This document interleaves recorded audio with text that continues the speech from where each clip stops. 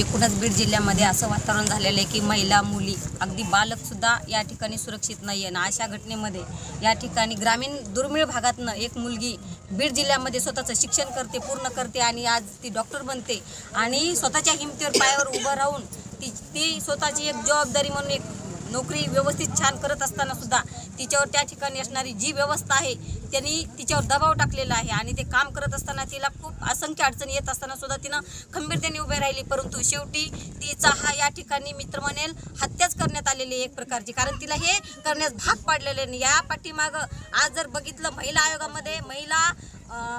रुपालीताई चाकणकर या पदावर असताना सुद्धा त्यांना ह्या कुटुंबाला येऊन भेट देण्याचं महत्त्वाचं वाटलं नाही आहे का? आणि आज या पक्षाचे आडून राजकीय असतील, प्रशासनातले असतील किंवा पोलीस खात्यातले लोक असतील, ह्या तिन्ही लोक यामध्ये जबाबदार आहेत आणि यांना या ठिकाणी मोठ्या म्हणजे कठोरात कठोर न्याय मिळण्यासाठी यांना सजा होणं खूप अपेक्षित आहे आणि ह्यांचे राजकीय लोकांना त्यांना वाचवण्यासाठी ह्यांचा एक प्रयत्न आहे का, असं एक या ठिकाणी मला या ठिकाणी जॉब विचारायचा आहे.